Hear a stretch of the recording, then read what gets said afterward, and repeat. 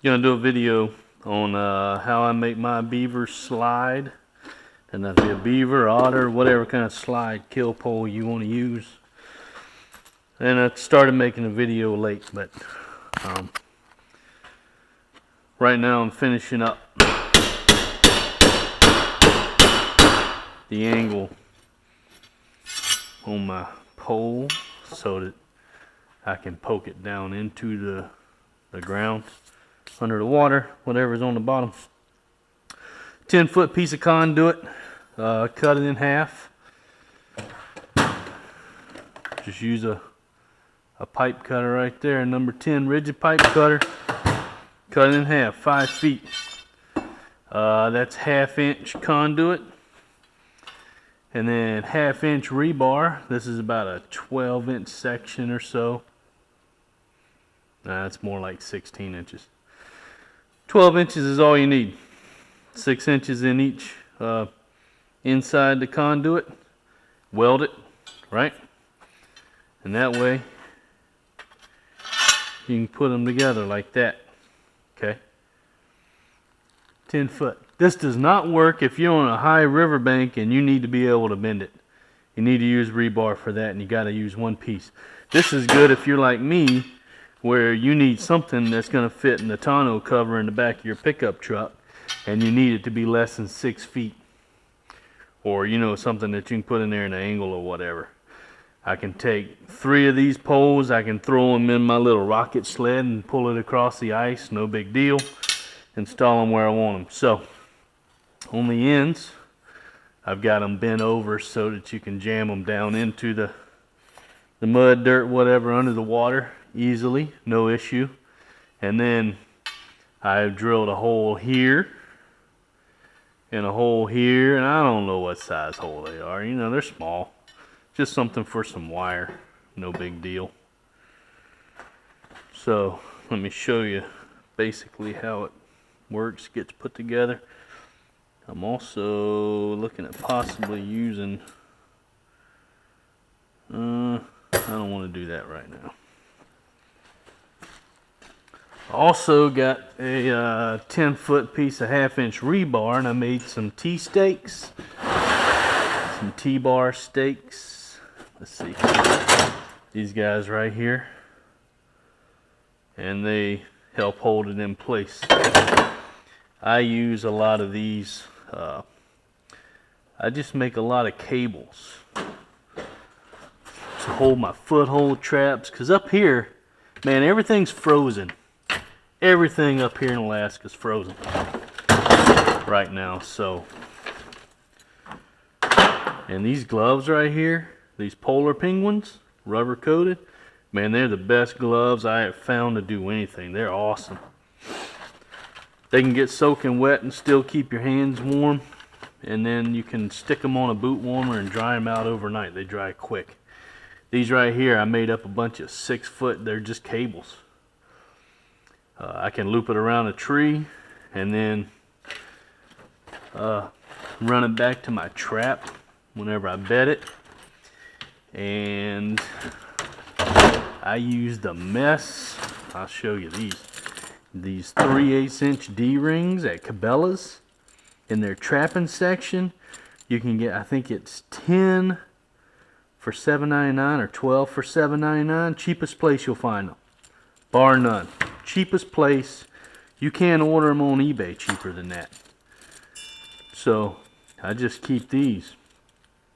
Every one of my foothold traps has got a D-ring on the 15-inch piece of 15-inch piece of chain.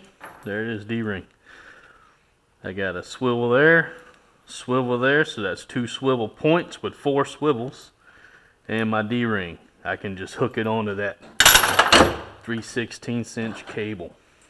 So I got my slide wire that I made. It is 8 feet long. I need this. I like this galvanized wire right here. This is what, 14 gauge, I think, galvanized wire. It works well. So Regular old pair of pliers. I keep that in my trap bag at all times.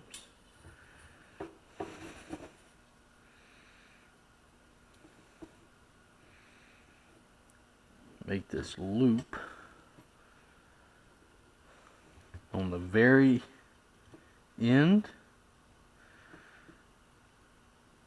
Doesn't matter if it's in the mud or if it's on land. The side that's on land is the one that gets a T-bar and a cable going over to a log. So my T-bar, let me go grab it. Both ends are exactly the same. It makes no difference. My T-bar.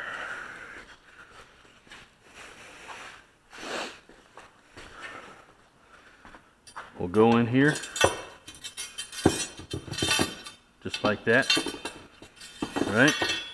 But also,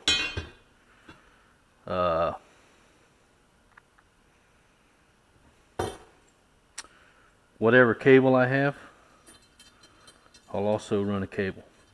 Bam. That and a T-bar on the top. And then I will run the cable over to a log or something. So I'll run it around the log, and then I'll have a free end that comes over here, and I'll D-ring it to this. No big deal. Or if you don't want to do that, you can leave the wire open, run it over there, and put it on the wire, and then the T-bar on there as well. So whatever you want to do. Makes no difference really. And then, just to show you, this is my slide, right? 8 foot, got a 10-foot bar, 8-foot slide. I just made a washer lock so that it goes down but can't come back up, right? Piece of wire. We'll go ahead and establish this piece on there.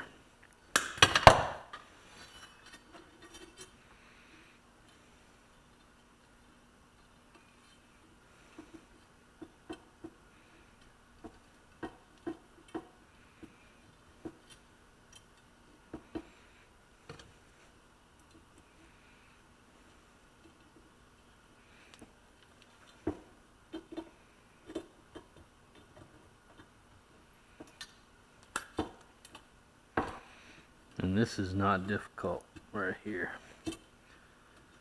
This is about as simple as you can get. I would rather use rebar, but I can't carry a 10-foot stick of rebar around.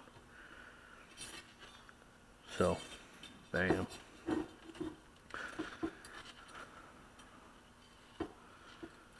can hook that however you want to hook it. I just leave it free for right now. So, just to show you how it goes together and works. There you go. There you go. And then on your other end, another piece of wire. Right? Another piece of wire. We'll attach that loop to this end. Bam. That end goes into the ground. You got your slide on there, your drag. Beaver can come down, but he can't go back up. So, there you go. It breaks down into that right there, what you see. Can't get much easier than that, can it? Alright. So that's what I use for a beaver foothold trap slide. It's not a drowning wire, but it's a drowning rig. And it works. I know for a fact it works, because the only thing that changed whenever I caught that beaver on it was I added the T-bar. And the T-bar, before I didn't have a T-bar, it was just cabled off to a log, and he was able to pull the pole out. He wasn't able to get away. Still